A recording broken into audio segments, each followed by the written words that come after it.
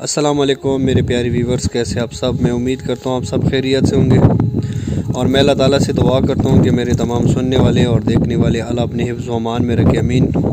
मेरे प्यारे भाइयों, आज की वीडियो ना किसी कैंसर की मरीज़ के लिए है, ना किसी यतीम ना किसी गरीब के बारे में है।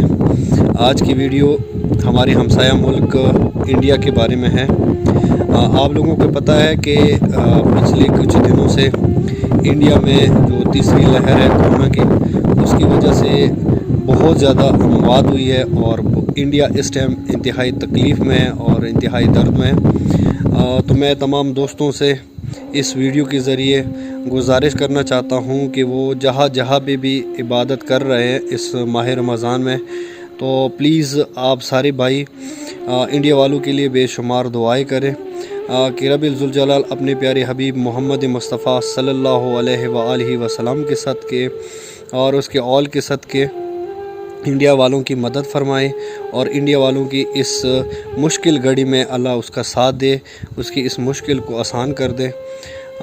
तो अल्लाह ताला से हमारी दुआएं हैं इंडिया वालों के साथ साथ हमारी जितनी भी मुल्क है जो कोरोना की वबा में मुब्तला है और जितनी मरीज़ इस बीमारी से मुब्तला है, रब्बुल ज़ुल जलाल उसको सेहतयाब कर दे। रब्बुल ज़ुल जलाल जल्द अज जल्द इस बीमारी को और इस जालिम वायरस को इस दुनिया से ख़त्म कर दे और ख़ास तौर पर हमारा पाक सरज़मीन और जितने भी यहाँ पे लोग हैं इसके सबको अपने हिफ्ज़ व अमान में रखे और इंडिया वालों की मदद फ़रमाएँ। तमाम दोस्तों का और तमाम सुनने वालों का बहुत बहुत शुक्रिया। अल्लाह हम सब का हामी व नासिर। अस्सलामु अलैकुम व रहमतुल्लाहि व बरकातहू। दोस्तों से गुजारिश है कि जो भी चैनल पे नए हैं मेरे चैनल को सब्सक्राइब करके और साथ में घंटी का बटन दबाएं ताकि हमारी नई वीडियो की नोटिफिकेशन बर वक्त आप लोगों तक मिलती रहे। Thank you.